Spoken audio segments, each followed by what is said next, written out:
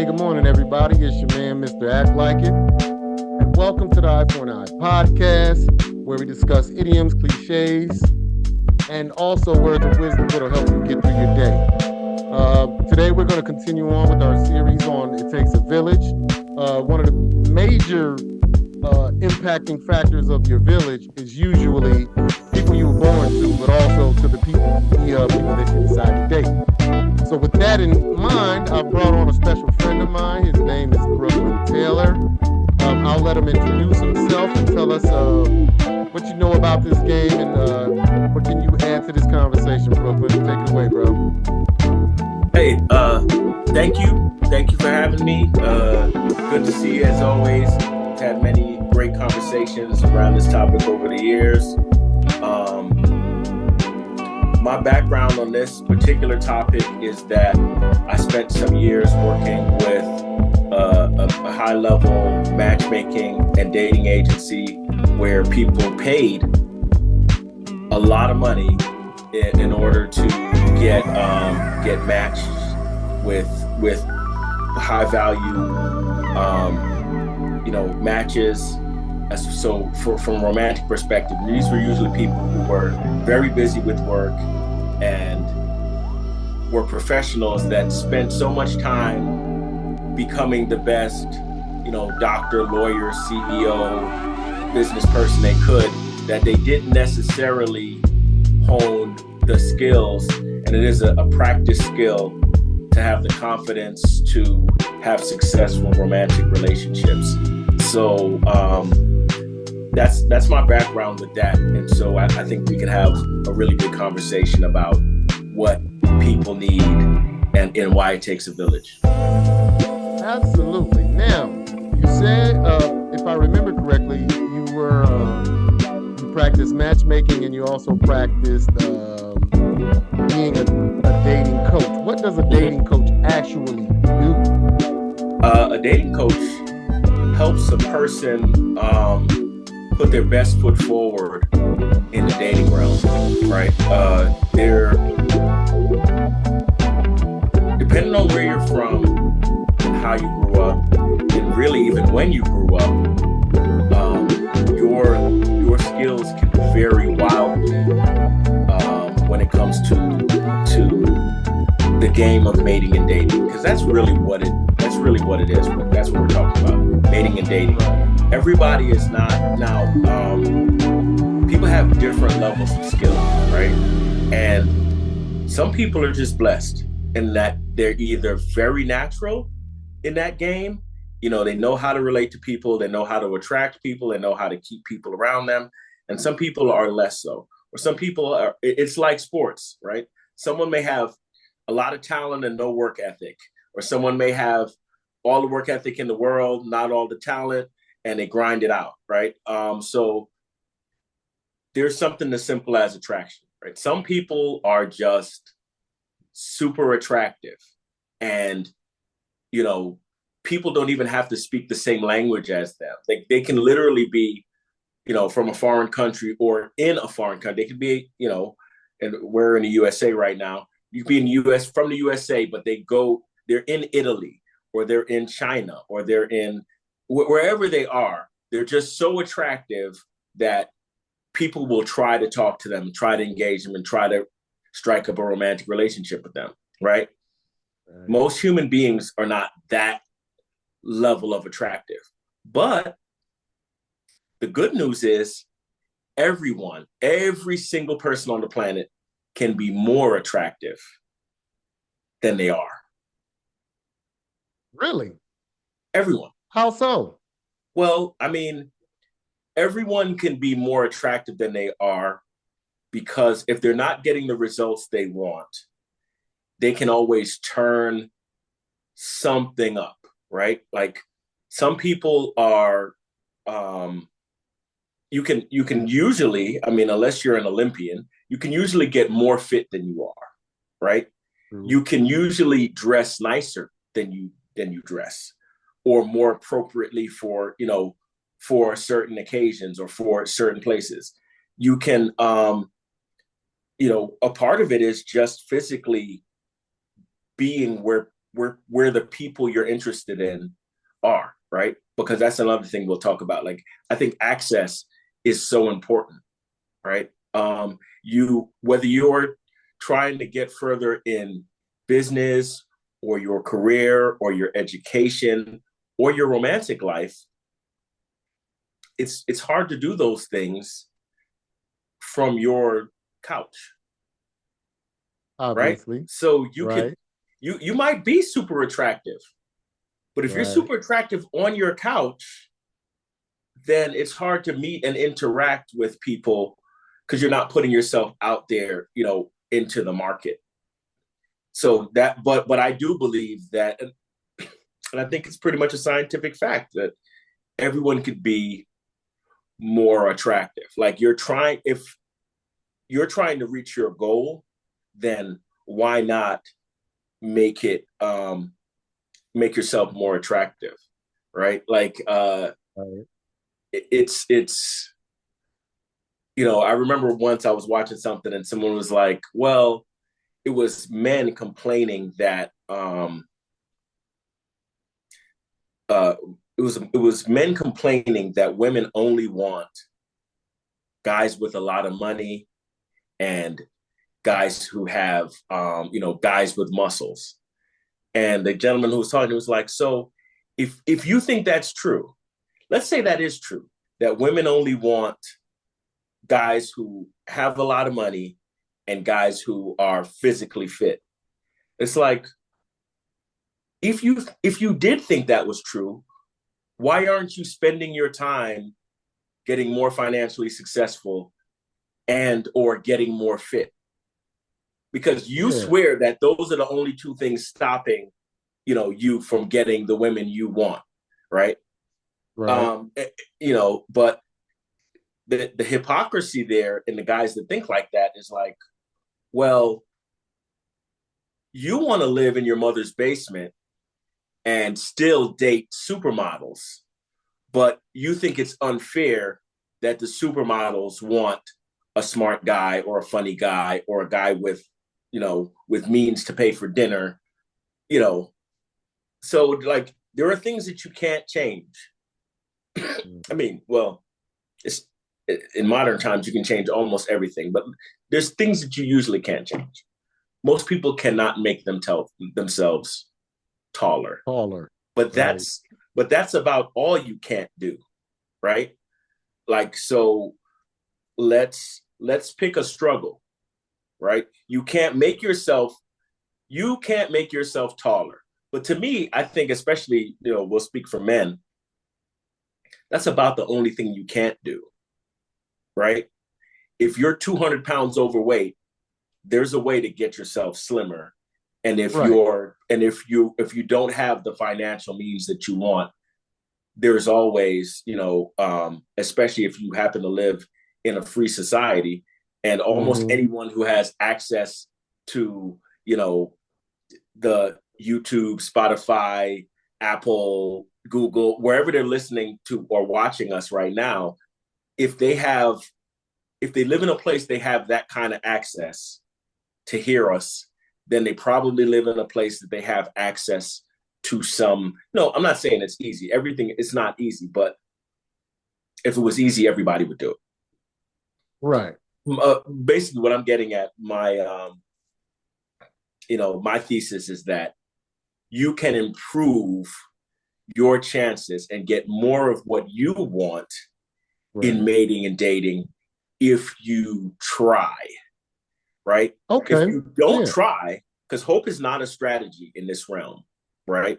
Um, and I don't want to go into too much of um, our history and our past, but we've known each other for decades. We've been brothers since we were teenagers, and Basically, yeah. we just happen to be old enough that um, the the only way to meet we're so old that the only way to meet a woman you wanted to meet, to date, is to walk up to her and start talking to her. And Hey, that's facts. and what's what's hilarious is, and I don't even know if it's hilarious or sad, is that now statistics are showing that there are men who have not walked up to single men Mm-hmm. who want to find a lady, and they have not walked up and started a conversation with a woman in years. Tragic, isn't it? It's tragic, right? And they'll hide behind a computer screen or a phone screen and maybe send a DM or something like that, but they will not walk up. I used to tell my clients, the ladies, I'd say, listen, you're going to be invariably at Target or insert store here, and you're going to be Mm-hmm. looking, for a card for your niece or nephew, or a Mother's Day card for your mom, and there's going to be a gentleman, looking for a Mother's Day card for his mom. And you could say, there's nothing wrong with saying, hey, how you doing? Did you find a good one? Or, giving that opportunity. Now, obviously, the men, you see a woman that you find attractive, Right. you can say hello. That's not a crime to say hello. And you're not harassing anyone if you say hello, but you can start a conversation. And if you have any level of social skill, you can tell if someone is welcoming the conversation or keeping it. Right. And you can always keep it moving. Like, you don't have to take it as, a tragic loss if someone is not immediately or at all interested in you, because you speak to, if you're a functioning person and you're out and about, you can speak to dozens of people a day. True. I mean, and it might be a barista, and it might be a cashier, or it might be a person like, excuse me, while you're trying to grab something in the store. But I think that people have lost. There's so much social media. There's so much internet Right. interaction that it's like, in the real world, it's rare. You're a unicorn if you can talk to actual human beings. If you can conjure up some confidence and some charisma, the world is Mm-hmm. your oyster. So that's what I implore men Right. and women who are looking for, or who are I'm not even going to say looking. They're wanting or interested in, you know, improving their romantic life, right? I get you. I get you. Yeah, but okay, and all of that makes total sense. That is the skill of actual uh I don't want to call it acquisition, but in essence, it's a Mm. skill in being able to acquire the affections of another person. Right. But before we even get to that particular skill, which is Okay. great because everyone has to master that, I believe that there's a step before that, and that's called selection. All right. Because Mm-hmm. this particular episode of this podcast is based around selecting the right people, in your village. All right. Okay. So when we think about different things like that, what is the one of the first things before you begin to think about having another mate or having another person in your life? What is the first thing one should consider when you're trying to find that person? What is the first thing that you should consider in selection, in your opinion? I think that you can't get what you want until you know what you want. Okay. So So would go you ahead. say that would be considered like self-evaluation, doing a self-eval first and being honest with yourself? Because I think in Yes. order to get what you want, you got to know what bait to use. And in order to know what bait to use, you need to know what you you present. No? Bait is an interesting choice of words, All but right. but I'm picking up what you're putting down. So here's the thing, right? I feel like every day you're on the planet, you figure out more and more what you like and what you don't like, right? Like, we're True. not toddlers. I don't have kids, but toddlers. I think toddlers have a phase where they're like, chicken nuggets is the only food, right? Like, there I is know, right? there Chicken is no tenders and other chicken food. nuggets. I have discovered chicken nuggets, and that's what I'm into. Don't even try to don't try to give me spinach or broccoli, or just chicken nuggets is food, right? Right. So, but we're not toddlers. So as an adult, you may discover that there's what you want and what you need, right? And so if you need um, if you need affection, then you dating you having a romantic partner that's not affectionate in the long run is probably not going to work for you because Mm-hmm. you have to so much give up your favorite love language in order to be with that person. And why? 8 billion Right. people plus on the planet. Why should you, as a as an affection enthusiast, be with someone who has never given you affection? You really shouldn't, right? So you have to figure out what you need, and then go for that, right? I mean, because the package you're looking for, sometimes some things are not going to be obvious at the outset. But if you know, like, it's always helpful when you look at someone, because you're going to look at them first before you meet them, right? You Can't look at can't someone and can't you tell are possible. attracted to them, and now it's like, well, that's one thing checked off. But you know, you're attracted to them, then it's like, what are their values and how do they treat you? And it's it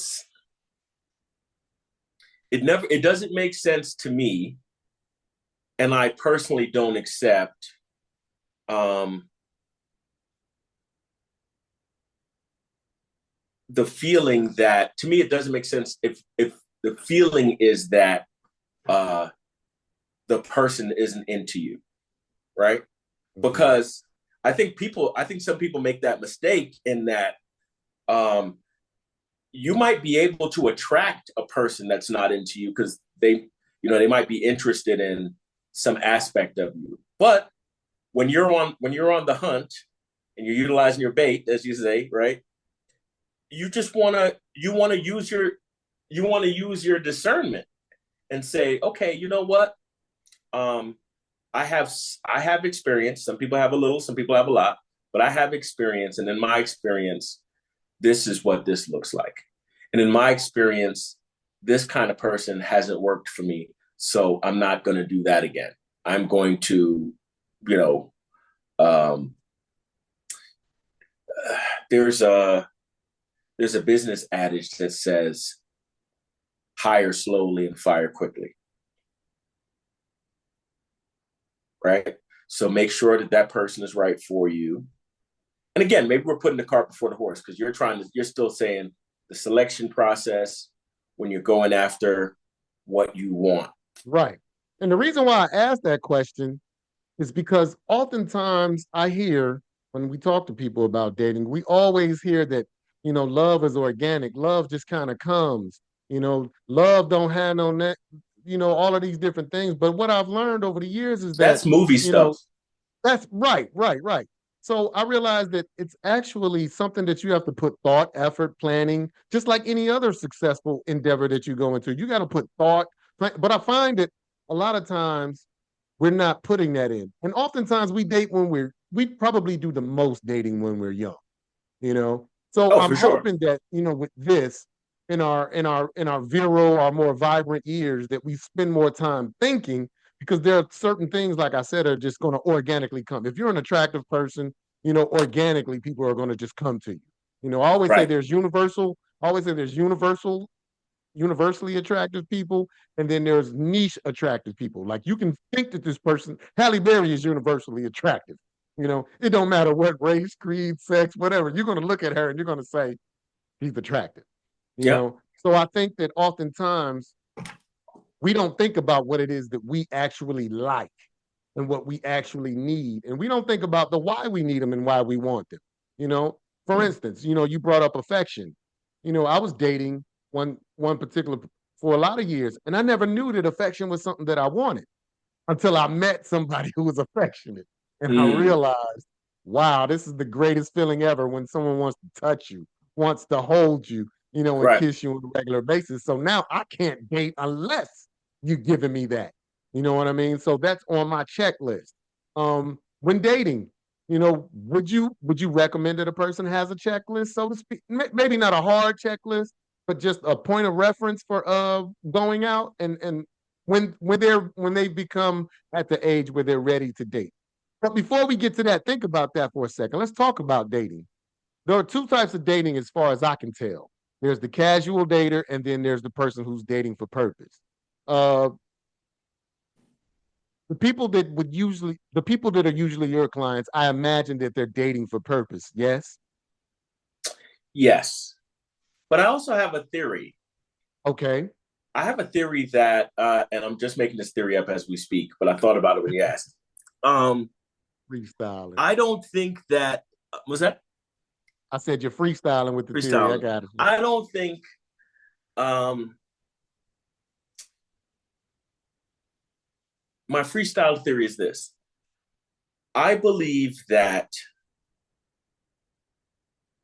everyone is dating with a purpose, but they don't know it. There are people who know that there are, and there are people who don't know they are. And I'll tell you why. Hmm. Because most people who are dating for fun are out. They have been dating, they have been increasing their skills because they're open to dating. They're not dating anybody seriously, and they're not in a committed relationship. And so they're dating and they're having fun. And then they meet someone Someone. who upsets that apple cart, someone who is either like, hey, we're really having a good time. What are we doing here? Or they just look at the person, they're like, why the hell am I dating anybody else? Like, this is my person. And so I think that there are people who for their own personal reasons, they get up in the morning and they say, look, I'm going to tell everybody who is interested in dating me that I'm dating for a person. I need to find a wife in the next year. I need to find a husband in the next year. I need to whatever, right? That's the Mm-hmm. stuff that they're saying. And there is something to that. There's something to saying, I'm setting these expectations because serious. It's just like, I'm a car guy. So I literally, you know, my car crew and we literally look at cars for sale every day of the year, 365 days a year, right?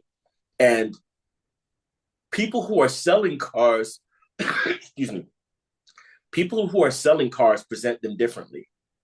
And some of the biggest jerks on the internet are people who are selling their car and they're like, serious inquiries only. And it's like, you're not selling a Bugatti, right? Like you're selling a used BMW M3. You're selling a Toyota Supra. You're not selling $1 million car to where you're like, don't even message me unless you have 2 duffel bags of money. You see what I'm saying? And some people are like that. They're like, hey, don't even ask me for my phone number unless you're planning to, be engaged within 3 months. I don't think that gets you where you need to go. It's fine to have intention, but it's also fine if you're just having fun and then somebody has made themselves so attractive, so compelling, so good natured, of such high quality that you're like, I can't pass up this deal, right? Like, this person is really what I've been looking for. And like you said, sometimes you don't even know all the things that you're looking for until you see them, you know? Right. Like you don't know. Like there's because there's a first time for everything, right? There's True. like, I was with my cousin Shane. We were on I-95. The first time he ever saw snow. When he came from Jamaica and he was here, the first time he ever saw snow, I was with him, right? And so sometimes you live your whole life and there's just some stuff you've never experienced, right? There's some people in the world who've never experienced air conditioning. There's some people in the world who there's an 80-year-old right now who's never been on an airplane. We've been on many, many airplanes. So it's like, and we've worked on them. So it's to me, it's one of those things where you're chilling, you're going about your life, and you meet somebody who knocks your socks off. And that's kind of a beautiful story. And that's like the movies too. But I think that happens even more in real life, right? So there are people who are like casually dating because that's especially when people are younger. That's what happens, right? You don't go out like one night and like, oh, I'm gonna find a girlfriend tonight. You go out, you're doing your thing, and you bump into somebody. You're like, oh, excuse me, and like, wow, she's pretty. Hey, what's your name? And you're talking, and then it escalates. The next thing you know, you have a girlfriend, you have a wife, you have whatever, right?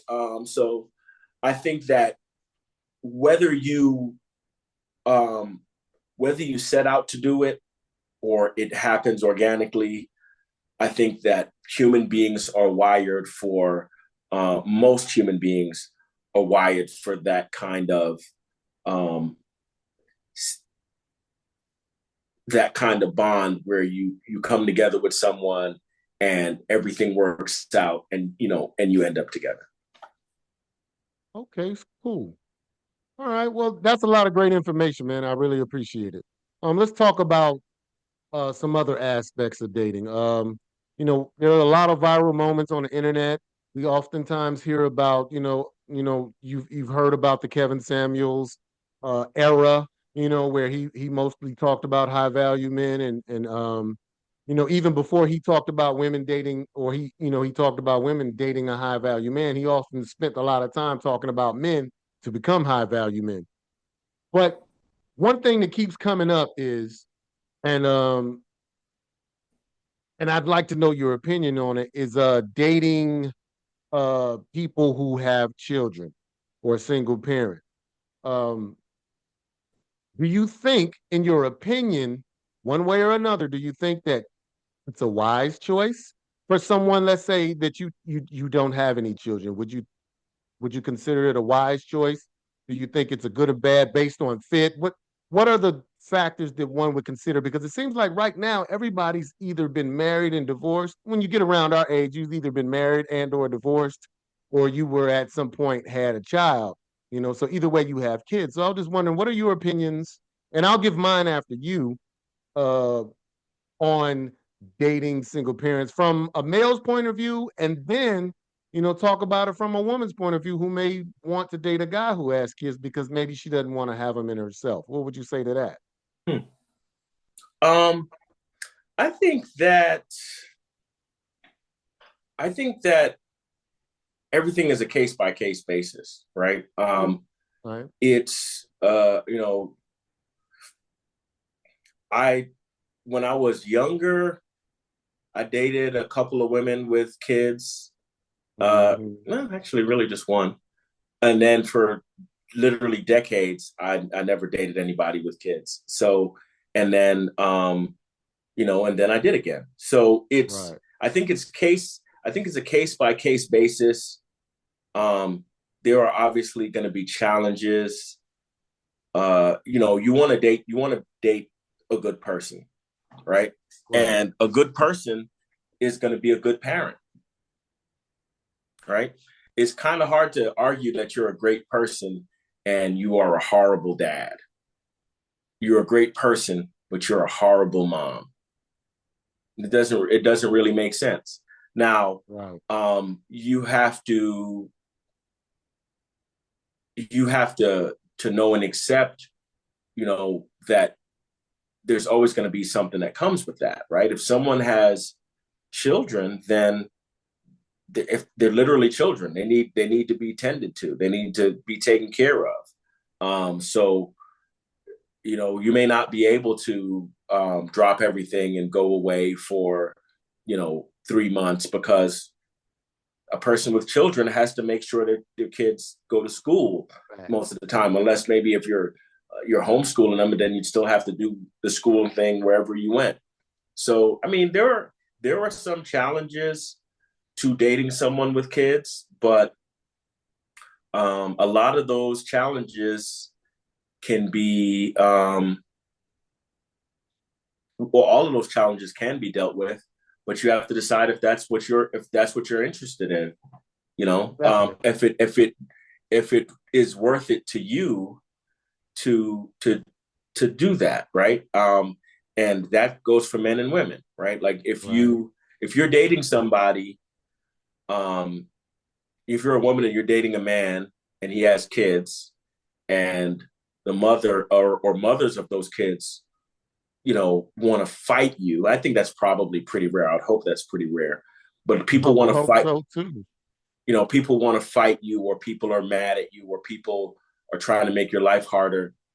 You know, that always sucks. But again, when you're dealing with good people, um, I think that they're going to try their best to make sure that nothing like that, you know, ever touches you, right? So it's another factor. You know, there are some people who are like, that's a deal breaker. Yeah. They don't want to date anybody with kids. And there are people who are like, I have kids, and I've heard this from men and women. I have kids, but I don't want you to have kids. Which, Ain't that something? yeah, I mean, that sounds like hypocrisy at its finest. But you know, Preferences, people in can my opinion. say whatever they want, and then you can deal with that or not deal with that, right? Because if you're like, I have two kids, and then she's like, well, I don't want to deal with a man with two kids. He's like, well, I'm not gonna not have the kids. You know what I'm saying? Like, so Yeah. what are we even talking about?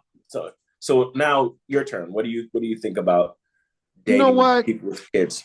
I've went back and forth on this many a time. You know, now if it were my son, the question more or less is what if I was giving advice to my son, what would I recommend? Mm-hmm. And like you said previously, it all kind of just boils really to me, it just boils down to who you are, you know, and where you're at in your life and different things like that. You know, What would you advise Jamal? I would tell Jamal that this is what I would tell Jamal. I would say if you have never, a young man under the age of 30 who has never had children, I would tell him, I would recommend first that you try dating women without. And the reason why I say that is because at that age, at that time and age, we tend to be incredibly selfish, you know, and being a parent is a ridiculously selfless thing. Some people can handle it, some people can't. You know, I would say for the sake, you know, the thing about kids is they take up so much time and it takes so much effort. But what usually happens is you don't spend time getting to know the person that you with as much because both of your focus tends to go in one direction because that's what we're supposed to do: protect, instruct, teach. It's a 24/7 job. Even when they're asleep, we're thinking about what they got to do the next day. So I would say if you're in that selfish age or that time where you're still trying to get to know yourself, you know, pick people who are in the same situations that are trying to get to know themselves too.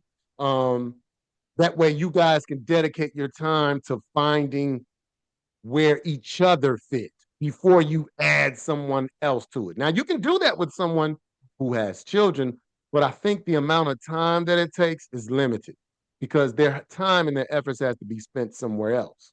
Now, me, I'm older. I've been married once. I have two kids already, you know, my son Jamal and Jazz. And I've always thought that, you know, once you've been there, done that, it really doesn't matter. I've been married, I've had kids. You know, I understand the ins and outs. I understand that dynamic. I understand that there's going to be a lot of times where it can't just be about me. And it can't just Mm-hmm. be about you and I. You know, and that's the hardest thing about marriage is finding time and space or spending time with people. It's hard to find that time and space where it's just, you know, you have to plan for it, you have to work for it, you have to, you know, same thing could be said for two people who have extremely busy careers. There Mm. you gotta cultivate that over there while you're trying to cultivate this over there. So I would say if you're ambitious and you're young and you're inspiring to get your life right and everything like that, just spend time with people who have nothing but time for you. And then as Mm. you mature, then maybe start dating and dating, maybe, a young man or a young woman with kids and see how does that work with them, that dating dynamic.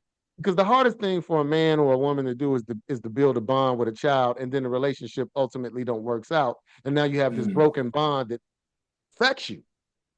So I would tell my son, even though he's older than 17, but he is single and he is early 20s, and he would like to eventually find someone. I would tell him that in this time and space when you're trying to figure out everything for you, I would spend more. I wouldn't recommend it. Now, as you mature, and you learn to get garner an appreciation for, you know, the family dynamic, which family to me is husband, wife, or, mate and children. Otherwise to me there's no real purpose for marriage, unless you're doing it more or less from uh, a wealth building or a status building aspect, then you know you get married to rear children, and you need both perspectives as much as possible. At least in my personal opinion. So I would recommend it in the early So stages why in did your the early, people that get married in their 60s and 70s and 80s, why do those people get married? If because it's usually not about children at that. well, I think at that time then it becomes more or less companionship. You're looking for that special person to spend those special days with. As you get more days behind you than you have in front of you, you tend to become more. Uh, you tend to think more introspective. And when you start thinking about that, you start to think about great moments and traveling and seeing places. And, you want to have somebody there to share in this moment with you. Now, it's a little bit more difficult when you have kids because, I've been on trips where I've taken kids and there's certain things that me and the person that I was with want to do. But guess what? We're going to have to wait till another trip because we have, them with us. So I would always recommend it in the early stages of life when you're in that more selfish stage that you spend more time with you and you find someone that can dedicate as much time to you as you can dedicate to them. And then later on, as you pick up things that, we already talked about what we like and what we don't like, as you gather those experiences, then, I would ultimately start to incorporate, what would life be like with kids with you. I would date seriously, women with kids, or at least I would consider it at that time. But in the early stages of your life and you still trying to figure you out, I wouldn't recommend it. But that's just me, you know. Moving on to another subject that seems to be really important. And I've talked about this on my other video regarding villages. How important is income in dating? How important really is it to get to know a person when dating? How important is it really to spend money, would you say? And this is the question that I hadn't brought up to you before, but I'm freestyling too, if you want to say, you know, I mean, because it I seems like think right now, it's the number one thing when social media has a way of people getting their thoughts and opinions out, without always there being a debate. So when you listen to people, you get to actually hear what they actually think. And what I've learned is, in today's dating climate, finances are incredibly important. You have your young ladies who want to live a softer life. You have the young men don't want to get, who don't want to use up every single ounce of their assets trying to please somebody. Or it could be vice versa. You may have some young ladies who don't want to be out here, you know, think that the more wealth that you begin to acquire, the more important time becomes. And you mm, don't want to spend your time with people out here. You know, you don't want to waste your time with people just like you don't want to waste your money. So but that's not the end all be all in my opinion. What is your opinion regarding finances and dating? Is that something when you're going down a checklist, and thinking about considering people for dating, what on your list, where would that be numbered? Would it be number one? Would it be, maybe after a couple of other things? Where would you place it? Or where would you advise someone to place it on theirs? Well, it's not something I it's not something I ever think about, but I think that in that in and of itself is from a place of privilege, right? Would you tell your daughter that? What's that? If you had a daughter, would you tell your daughter that? Would I tell her that it's not something I think about? No, I was asking, would you tell your daughter, uh, because it's not as important to me, would it be, should it be important to her? Because remember, this is just advice. This isn't, you get to take from what you want. What would you advise? Because my station is pretty much built on providing wisdom and information to people younger than me based on my experiences, based on your experiences, based on all our experiences. So based on Well, not only the conversations that you've had with other people, but in your overall life experience, would you tell your daughter that finances is something that she should consider? And where would you consider where on the rank of things would it rank? well, I think that I don't have a ranking for it, and here's why. Okay. When you're talking about a daughter, um, you know, I have a bunch of nieces and nephews and goddaughters. I don't have uh my daughter would be in her early 20s. Um to me, when you're that young, just like Mm-hmm. when we were 18, 19, 20, 25, we had enough money because we were working, because basically you're either working or you're not, right? We were always working, and we had the money to do the things we wanted to do. I think the problem in the social media age Mm-hmm. is that um, someone might be 20 years old or 25 years old and expect to drive the cars, fly in the planes, go on the trips that someone that is 40, 50, 60 years old can, right? Everyone doesn't have resources. So I think you do a disservice if you're telling a 20-year-old woman that whoever she dates needs to be able to provide financially at a very high level. Well, then Right. who is she going to be dating? Because the percentage of men her age, it's not gonna be there. It's gonna be very few men her age, and if there are a few men her age that financially successful, I'm not even going to say financially successful because the money might be coming from their parents.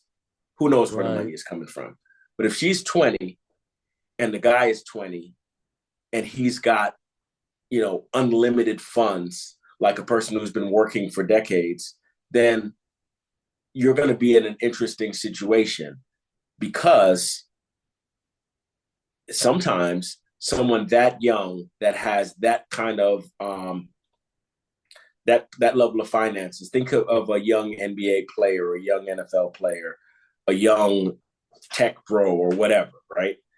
Right. That person is going to potentially, not always, but they're going to potentially have like a level of arrogance and entitlement because, like, I'm 20 and I'm a millionaire. So I can say or do whatever I want to. And sometimes that leads to, arrogance, abuse, just, Mm-hmm. people um, using people and loving things instead of, loving people and using things. So, if a person is young, I'm like, look, finance is important, right? You want to be able to pay for the dinner that you're out at, but Or the you necessities. for the necessities, but you also have to know your level, right? Um, you know, we've all been we've all been 19 and they're like, wow, she orders a couple more entrees. It's gonna be this is going to be a stretch. This is going to be all I have, right? I'm drinking water and getting French fries, Right. right? Because You you got know, to pay for so her. Yeah. and that's kind of part of um being young. And it used to be part of being young, but now people are young and they feel like they see stuff on social media like, look, you're 20 years old. You cannot afford what Beyonce and Jay-Z can afford, right? Absolutely. You cannot. You know, very few people on the planet can, right? So I think I think you still got to keep the main thing, the love, and love is important, and compatibility is important. And so, if I was going to advise a young person, I'd be like, well, look at values first. Sure, I do not recommend poverty, right? I do not recommend laying down and having kids with somebody who cannot pay for the kids you have with them. I think that is a horrible idea, right? That very Agree. rarely ever works out. I think that it's important to, you know, it is self reliance is important, right? Old school stuff is cool, but self reliance is important. There's no reason a young woman shouldn't be educated and have ways of making her own money, because you're going to have to usually. You're not necessarily going to marry someone well off. Right. You don't even, unless you have a crystal ball, you don't know for sure that you're going to be married, right? Or that you're going to find who you want. And you don't know that they're not going to get hit by a bus the day after you marry it. So it's, if it was 100 years ago, then people would be like, all you have to do is do the finishing school stuff and learn home economics, and then you'll find a man to take care of you for the rest of your life. I mean, it might happen, but it probably won't. Yeah, I find it weird. It's like I think that dating, like in life, everything is circular, or cyclical. I can't say the word cyclical. You have your times when, you know, where a man being a financial provider is important, and then you have times where partnership is really important. And Mm-hmm. throughout life, there's always been times where either or were very prevalent. I think that right now we're in the age of the independent woman. But we would like her to learn to be, we want men and women to be more interdependent, meaning that you're independent, but at the same time, you can collaborate and work with people. And once you can learn to collaborate and work with people, then I think that anything is possible, even in a romantic relationship. But a lot of times, people don't get there. Now, me, um, I would, um, I would ask, I would always say that there's always, with every single aspect of life, you should at least have a conversation. You prioritize things based on where you're at. If you're broke as all get out, then chances are you're going to want somebody financially stable. But it's more likely that you'll want that. Somebody who may be incredibly financially stable, it may not be as big of a deal, but there still needs to be a discussion. Am I going to be taking care of you? Are you going to be bringing your own money to the table? What can I expect from you? And this is, I always say, every conversation has to be like a business deal. This is what I provide, and this is what I require. Financially, this is Mm. what I provide. I'll make six figures, this, that, and the other. What I require is maybe you don't need to make six figures. Maybe you need to make five, maybe, but instead of maybe 28,000, I would prefer that you make 50. Just so in the event that we can survive in the worst situation possible, just something like that. But I believe that it definitely needs to be a conversation. So what I would tell Jazz is, I would say, hey, baby, um, when you think about dating, you know, make sure before you get married, or before you even be considered start considering someone for marriage, that you have a conversation about, you know, how do they see finances, where are finances, uh, where is the importance of finances, because you would hate to be somebody who's it's not as important to you to get with somebody, whether and it be life or death for them. You know what I Mm. mean? Like, I cannot afford to date someone who's lower middle class, because I'm so poor that we won't make it. Or you know you you Mm. know And I think a lot of times poverty and other things like that comes with a certain mindset. So it's very important that you sit down and you talk with that person, because if you're impoverished, and we're just using this as an example, you're either going to be somebody who is determined to hustle to get out of that poverty, or you're going to be somebody that is going to accept that particular fate and just try to work within it. So that's why I think that a conversation is incredibly important. How you rank things in your life and in your dating life, that's up to you as an individual. That's going to be based on your moral code, that code. That's going to be based on so many other different factors. But I think when it comes to finances, you should have a conversation, and you should at least have an idea of the life that you want to live. And I Mm. always think That makes about that sense. whenever I'm thinking about my village. What kind of life do I want to live? See, me personally, I'm a collaborator.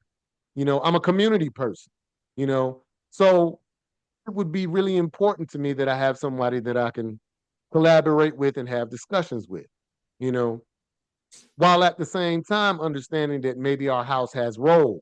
We have to be able to collaborate, but if I can offer something even though that may be your role, so to speak, I should be able to voice it. We should have and my opinion should be taken into consideration whenever decisions are made.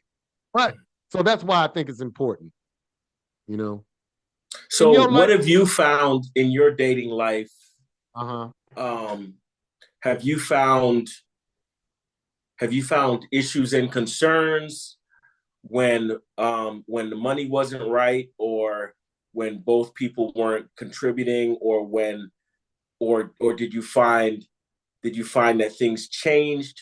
Like maybe someone started out with not much financial success, and then they, got a windfall, or went to school and changed careers, and then their career skyrocketed, and maybe some behavior change. Because I've seen people, um, I've seen people switch up, or try to kind of tug of war power once money situations change, you Right. know. So that can what's your experience there? I've had all of those experiences.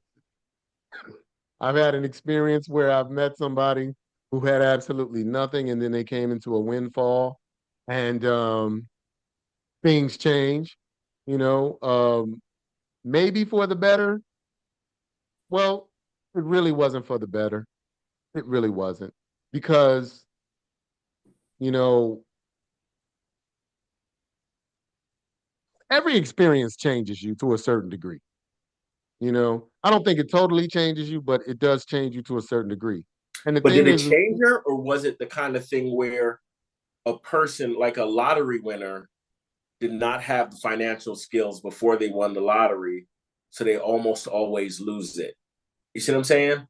Like, yeah, yes, it changed. It changed her because it changed the trajectory of the relationship, because now, where she may have been willing to be patient in this instance, well, now she's not willing to be patient no more, because you've, in essence, taken one thing off the table. Like we were dating and she wanted to get married. She came into, a windfall of money. And now, you know, I spent all my time trying to build up our finances. mm-hmm. So now we get this large sum of money. And now it's like, well, in her eyes, all of the excuses are gone. There's no reason to sit back and wait. And I'm like, no, because that money is good, but it ain't forever money. I need to continue to build until I'm comfortable enough to where I can ensure that things can run smoothly. And I wasn't at that level yet. I had the mentality for it. I had a provider or a provision mindset, but I didn't have the access to wealth. She provided access, and she basically was like, look, you know, I'm ready. You should be ready too, because we've taken one thing off the table. Now, I was like, no, because in the end, it's got to be about what I want and what I need. That's just one aspect of security that I needed. You know, What else did you need? um, I wanted some time to see how she would behave with it. You know, people in their money, people in their relationship, the money can be funny. You can have no money, and you're tight fisted, and then you get a large sum of money, and maybe even become even more tight-fisted.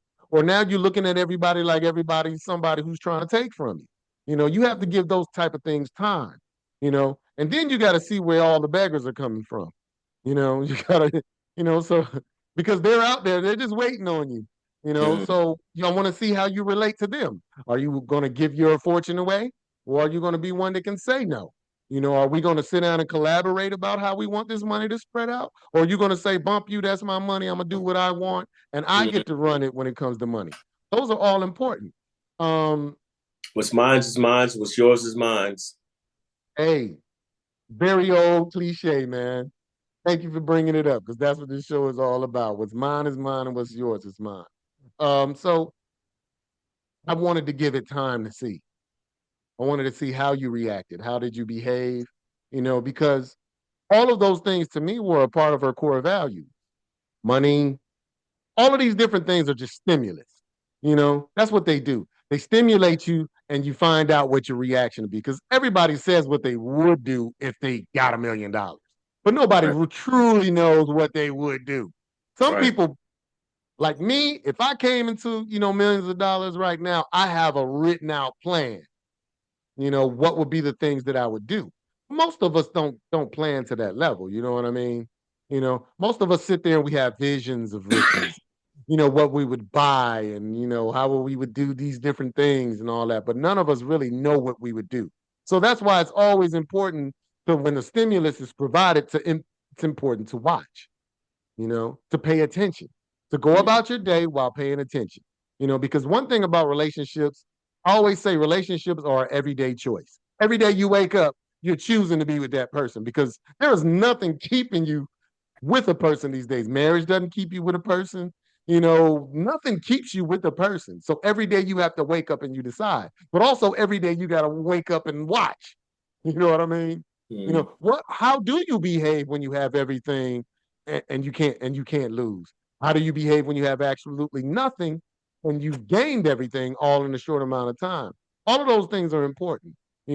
So I always recommend that people you find someone that you like, you find somebody that makes you comfortable, and then those things that are important to you, you really pay attention and you ask questions and you have conversations about them. I like that. Yeah. That's how I go about doing everything now. I come up with a plan in my head and then work that plan. And when something changes, adjust to the change, have conversation about the change, and then watch, pay attention.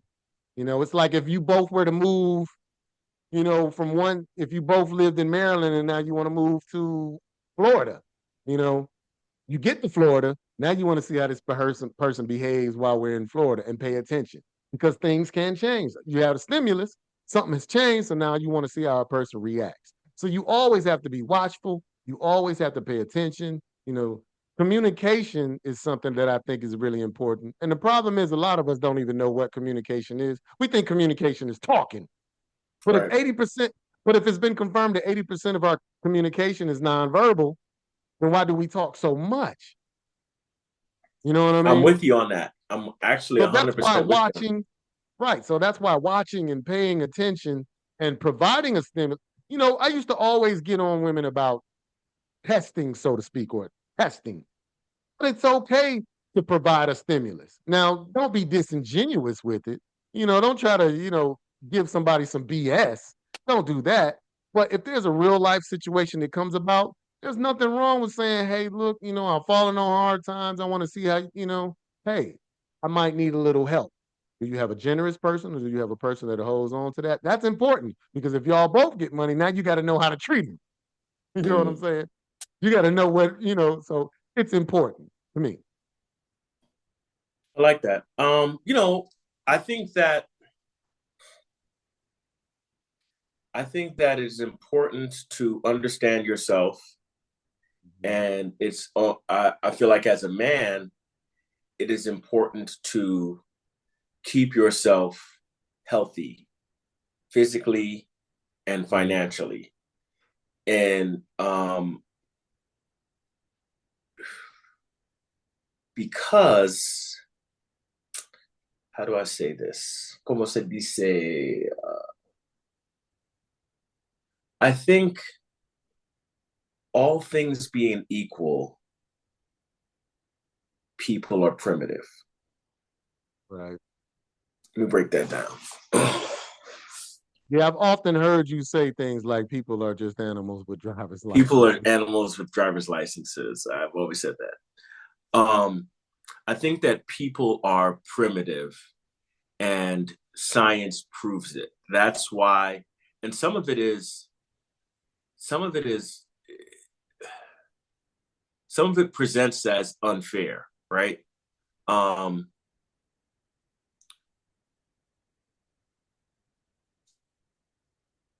Resources, right? You know, a lot of people think that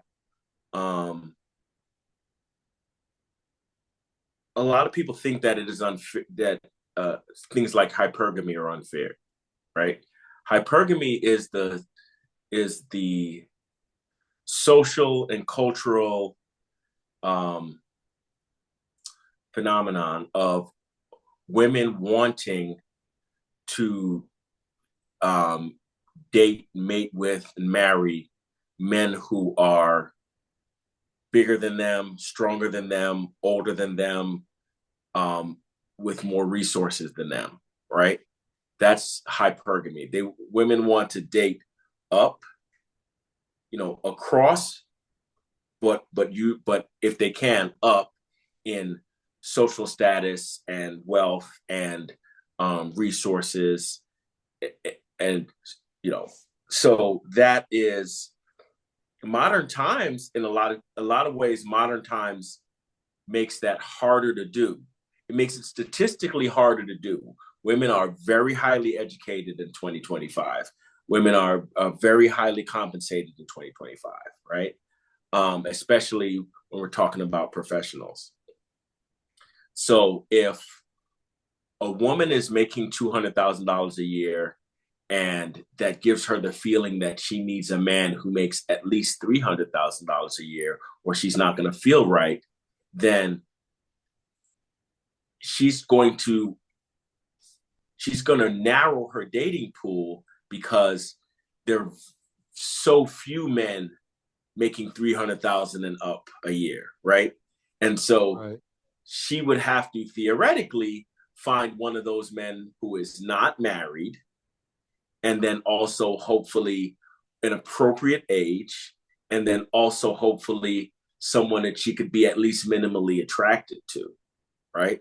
So the stars would really have to line up, right? Um, and then the other side of that coin is that man who is attractive enough for her and makes enough money for her, and Mhm. is smart enough for her, and all the things to even keep her around, right? That man also has to find her attractive, right? Because if you're this guy and you're making 300,000, you're making $1 million a year, whatever it is, then theoretically, because of the way hypergamy works, you're probably going to find, well, first of all, I think another difference is hypergamy works, it works in two directions, but it's not the same. They're not the same aspects. This is what I mean. This woman is like, in order for me to get out of bed, I need this guy to have this, right? Right.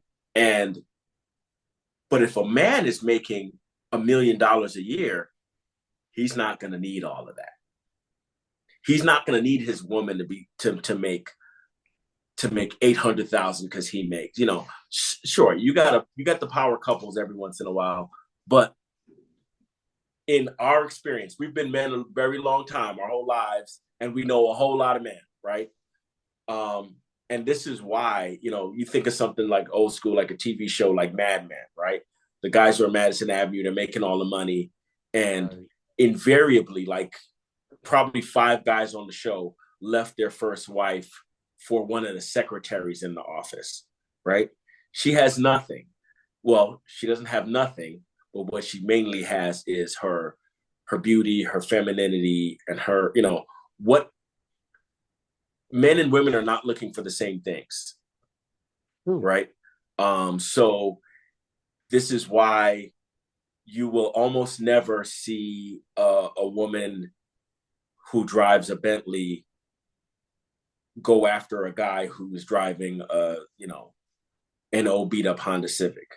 But you certainly might see a guy who drives a Bentley or a Ferrari or a Rolls Royce or whatever, see a beautiful woman in a Civic and be like, I can change her whole life. I can, I'll have her out of that Civic before the sun sets, and it's just, it's, I say all that to say, I'm coming back around. I say all that to say that the more things change, but everything doesn't change, right? Like there are caveman era reasons why most women, not all, but why many women like their man to be taller than them, right? But you could be a shorter gentleman and be extremely capable, have resources and intelligence, and be an MMA fighter and be a guns just be John Wick, right? But it's not logical, it's biological, right? That it is, there's just an attraction or a feel of protection, when her man is bigger, right? So I think that there's some things that are just still old school, right? Just because a woman makes a lot of money, that doesn't mean she doesn't want to feel taken care of or protected, or she doesn't want somebody to open her door for her or to hug her at night or to, or to take care of certain stuff, right? I think even in 2025, probably most households, a woman would prefer not to take the trash out. It's like she got a man right there. Like it's smelly, it's kind of heavy. Or pump the gas. Right? And so, and maybe things are changing, but probably you and I being a little bit older or being, in the middle of the thing, if we were somewhere, if you were out somewhere, Jazz was, you were driving somewhere behind Jazz and she was out with a guy, dating a guy, and they were both in the car, and like he sat in the car and she got out and walked around the car and started pumping gas. I think you would look at the guy in a way like, what are you doing? You're gonna let my daughter get gasoline on her dress while you what, scroll on the phone in the car? And Jasmine is strong and capable and intelligent, and I'm sure pumps her gas every time when she's by herself.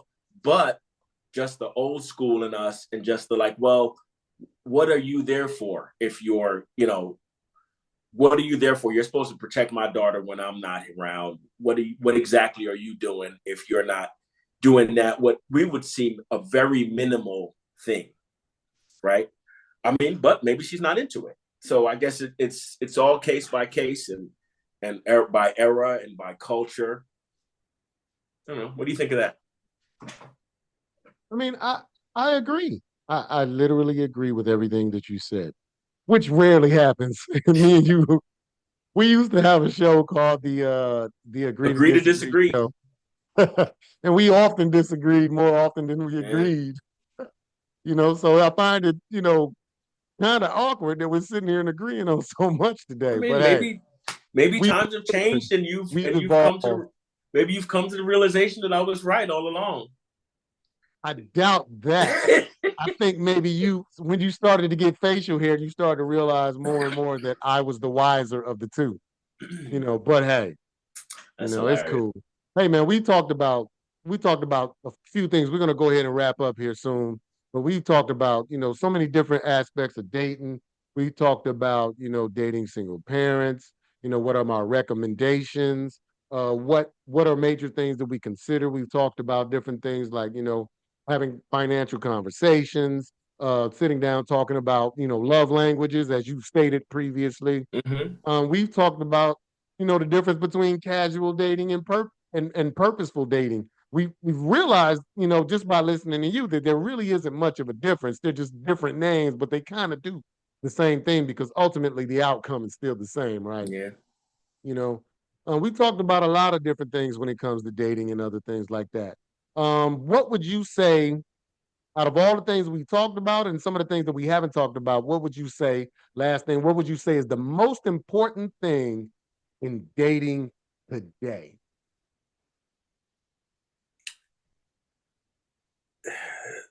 The most important thing is to figure out your, I don't think hard lists are important, but I do think that knowledge knowledge of yourself and knowledge of what you want right now in your life, I think that's important. And I think that shifts as time goes on, or depending on where you are in your life. But I think it's important to know, you know, I need affection. I need loyalty. I need someone who I can talk to, right? And and I think it's important to go after what you want and need as you're true to yourself, right? Because it might seem shallow to someone else, right? Let's say that that you work out every day, and that's important to you. Well, if you happen to find someone who can work out with you a lot, then that might be helpful in your relationship, right? Especially if you're going to feel a way if you're out, you're working out 2 hours a day and you come home and the person is, on the couch gaining 20 With a pounds beer. every, Yeah. right. So so it, but it also may clue you in on where, on where and what you can go, right? If you're a person that you're in the library a lot or you're in museums a lot and you're into a certain aspect of culture or of gaining knowledge, it might be helpful to know that that's what you're into, right? I mean, and it might be something as simple as something that some people would consider shallow. You're like, you know what? I want to enjoy looking at the person that I'm with. And ain't nothing I wrong mean, with that. I think there's cornbread.